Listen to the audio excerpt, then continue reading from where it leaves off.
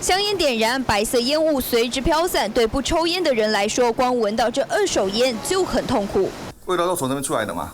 公寓大楼厕所少不了的排气孔，但这本来是要让自己家的臭气排出去，没想到却变成别人家的烟味飘进来，得在电梯公告拜托，一再提醒。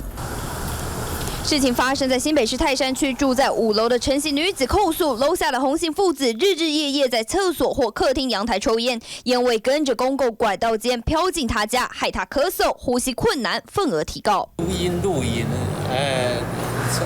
录那个有那种味道，住户自己录下空气清净机的灯号显示，搜证烟味飘进他家的证据。1月4号，新北地院判定洪姓父子得赔偿对方买的空气清净机1万5，加上精神抚慰金1万块，禁止洪家再让烟味飘进陈宅。之前曾经有类似案例，罚款1万5，这一次判赔是全国首例。当然困扰哦，我早上会那有的会。我们有小朋友的时候，浴室里面啦，浴室的空间里面就很那个。抽烟还是有抽烟的自由啦。